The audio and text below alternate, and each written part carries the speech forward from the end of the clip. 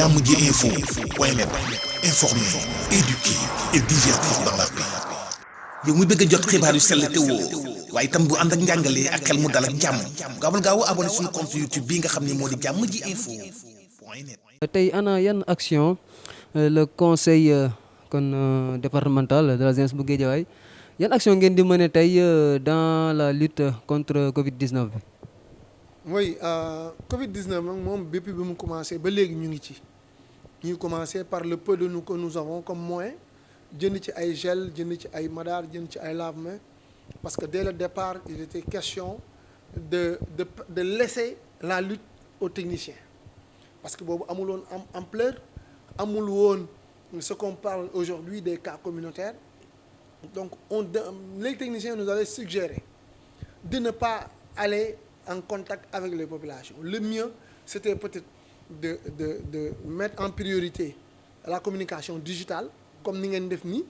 sensibiliser, defar ay affiches, defar ay maquettes, les faire statut, les publier dans les réseaux sociaux, là où les gens sont actifs, nga jël ko intégrer leen pour passer le message. Et je crois que ce travail-là a été fait par tous les acteurs, que ce soit des acteurs communautaires comme d'autres qui ne sont pas communautaires, mais qui ont eu à participer par le simple fait de partager, de commenter. Ils ont permis à l'opinion publique sénégalaise de pouvoir comprendre exactement lan mooy feebar bi. Sénégalais yëpp xam nañ signes yi, Sénégalais yëpp xam nañ mode de transmission bi te yaakaar naa ne ce volet-là a été réussi.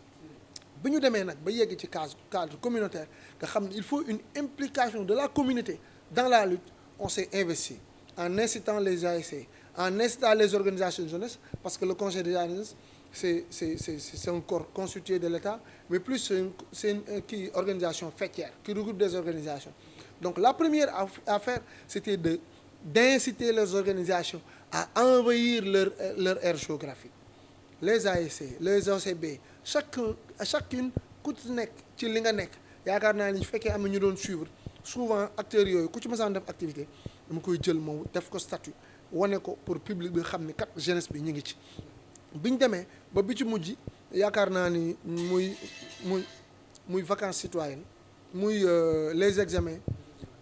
ñun également conseil de la jeunesse élèves yi dañ ci bokk. looloo tax ci li nga xam ne moom la ñuy def ñu jël ay savon ay madar ay lu nekk ay gel ay masque dem ci suñu rakk yi. Pourquoi ce choix-là? Parce que quand bu ñu demee ci période examen ay candidats dañuy jógee une localité pour dem beneen localité. ki nga xam ni école bi am na benn système boo xamante ni intégré na ko ba élève bi miin ko fi muy jaar démb pour raxasu wala consigne yooyu xam na ni école bi kat lii la mooy exigence yi. Par contre le candidat c'est pas évident que fi muy jàngee mu defee examen te organisation bi Limaamu Laay di am mën na bañ a bokk ak organisation bi banque islamique di am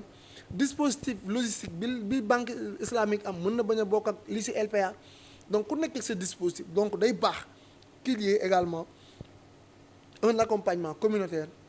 pour que contexte boobu parce que les gens quand ils viennent les candidats ils sont stressés parce que dañuy ñëw seen faculté yëpp parfois am na yu ñu ci perte parce que ñi ñëpp yemuñ degré de compréhension am ko xam dina romb affaire bi sax du ko tal parce que tardé na wala mi ngi ci naan am na benn cours bu mu war a xool avant muy démarrer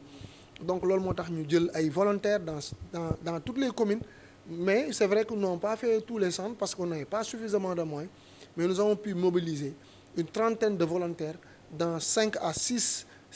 centres d'examen ñu taxaw fa gel et tout au-delà de li nga xam dañ koy def direct ak candidats yi nous avons pris pour chaque administration jël benn lot lave-mains savon madar ainsi de suite jox leen ko parce que au-delà de ñoom copie yi dafa am ñoo xam ne ñoo koy dajale jël ko yóbbu ko ci chef de jury bi président de jury bi ñiy corriger dañuy ñëwaat teewaat copie boobu kon donc processus bi dafay war a continuer comme que ñun ci bunt bi lañ mën a yem mënuñu xus si bi ñu jël yeneen moyens mettre ko à la disposition de l'administration ñoom ñu continuer le travail. waaw bu ñu jigee foofu ba léegi ci cadre Covid bi la ñuy des ren yaakaar naa vacances citoyennes du amul wala boog du am comme nam daan amee à la place lan ngeen def d'autant plus que damay estimé naa ne peut-être budget bi mu ngi fa woon à la place lan ngeen def. waaw xam nga conseil de la jeunesse je crois que dafa am benn logique am na benn théorie bu doon wax sama benn grand ma emprunté ko moom laa ko daan ma mu naan tout dans l'urgence et dans tous les sens mais dans ce cas d'espèce tout est dans l'urgence et dans un seul sens le sens mooy convaincre mooy fexe ba jële fii Covid-19 et je crois que tous les ministères ont revisité leur budget pour l'adapter par rapport au Covid, ce qui fait que leer na ne les vacances citoyennes c'est des moments de rassemblement et d'échange où beaucoup de jeunes sont ensemble avec les autorités pour des activités citoyennes. moyens yooyu tey bi ñuy def suñu activité bu mel ni ministère de la jeunesse dafa jël ay moyens appuyer ñu ay gel ak matériel. dama yaakaar ni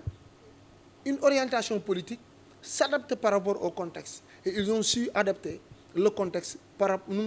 la situation par rapport au contexte et donc loolu ñu leen ciy remercier bu baax. gel yi ngay gis nii même alcogel yi ce sont ces structures là que nous leur donnons parce que le conseil de la jeunesse n'a pas de moyens, n'ont pas de budget. On ne bénéficie que d'une subvention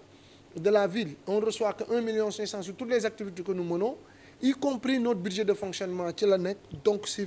il faut que ñun moo tax ñuy travailler à avoir des partenaires. Non, ça c'est pour l'année. Ça c'est le budget mu ñuy alloué pour le fonctionnement. Mais ñun on met pas tout dans le fonctionnement parce que nous savons que ni dañu war a am ay yoo xam ne war nañ ko def te on ne peut que d'abord compter sur nous-mêmes moo tax ñuy rationaliser suñu budget. La plupart wala les 3/4 ñu jël ko def ko dans l'investissement. bi ñuy wax jeunesse la ñuy wax notamment am na jeune entrepreneur yoo xam ne forcément commencé woon nañ peut-être ay mbir Covid bi ñëw taxawal ko ndax jot ngeen ci nemmeeku ay cas bu ngeen ko nemmeeku aussi ndax am na accompagnement bu ngeen leen defal. Oui d'abord ñun dafa am benn rôle boo xam ne rôle de sensibilisation la ñu am. ak rôle plaidoyer auprès de ces instances ou bien des institutions notamment bi ñu demee récemment avec le conseil économique social et environnemental nous avons suggéré parce que nous avons la volonté le conseil départemental de Guédiawaye et de Pikine nous avons mis en place une plateforme on veut mettre en place un document un cadre une plateforme intergénérationnelle pour travailler sur un document qui permet aux autorités de pouvoir adopter un plan de résilience pour accompagner les PME et les PMI. Et ce document-là va permettre aux jeunes entrepreneurs que ñi nga xam ne dañu impacté ci Covid bi ak ñi nga xamante ne dañu nekk ci Covid bi wala ñu financé woon leen wala ñu yor seen entreprise propre même bu ñu leen financé wul même ñu yor ak seen moyen propre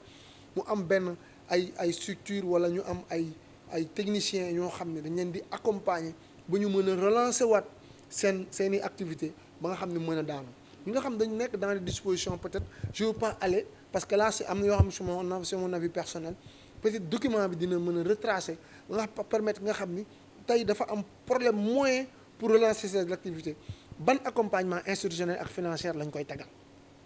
avec les institutions comme DER. J'en profite pour faire appel à Pape Sarr qui est très ouvert également ANPEJ également les institutions financières mais il faut que tey pour ñu mën a am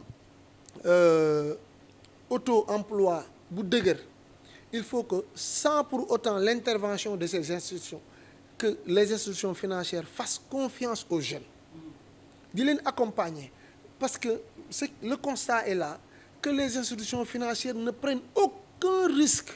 et alors que parfois il faut que ñu jël risque ànd ak ndaw ñi donc fi ñu leen di xaar mooy au-delà de loolu ñoom ces institutions financières ils ont intérêt à accompagner sur la rationalisation jeune bi ñuy jël jox ko financement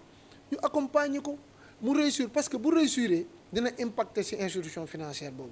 demain il va venir prendre un montant plus que bi mu jëloon bële te bu son activité bu gënee développé dina am impact parce que li muy liggéey mu am recette mu am bénéfice il va le garder au niveau de l'institution. Ils ont intérêt à accompagner mais malheureusement accompagnement boobu des na on le laisse au pouvoir public te dama yaakaar ne réew bu fekkee ne day dox privé bi mooy doxal privé ak morom ji war nañu mën a amante confiance et qu'il y ait également benn assouplissement ci ay cadres institutionnels pour l'accompagnement des jeunes qu'il y ait une décentralisation de beaucoup de ces structures au niveau local dans chaque département war nañ fa am antenne bi nga xamante ni muy FONGIP muy ainsi de suite pour la garantie de ces jeunes entrepreneurs là état bi mais tout est centralisé au niveau de Dakar ce qui fait que beaucoup de jeunes qui sont au niveau de la banlieue ont du mal à accéder. Ce serait mieux de réadapter après Covid ces institutions-là ñëw leen décentraliser leen am ay points focaux quitte à ce qu'ils travaillent avec les services déconcentrés pour mettre en place benn mécanisme boo xam dina permettre aux jeunes entrepreneurs de pouvoir avoir accès à ces institutions-là et que ces institutions financières les financent et les accompagnent. Parce que financer nit ku mu dem amul benn accompagnement ci ban démarche peut-être souvent beaucoup dañuy investir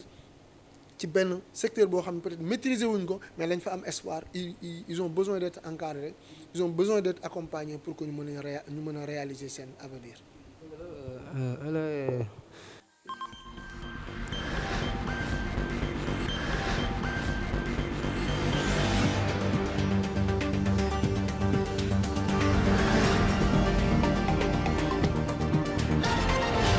Jàmm ji info point net informer, éduquer et divertir dans la paix. yow muy bëgg a jot xibaar yu sell te woo waaye itam bu ànd ak njàngalee ak xel mu dal ak jàmm gaawal gaaw abonné suñu compte YouTube bii nga xam ne moo di jàmm ji info point net.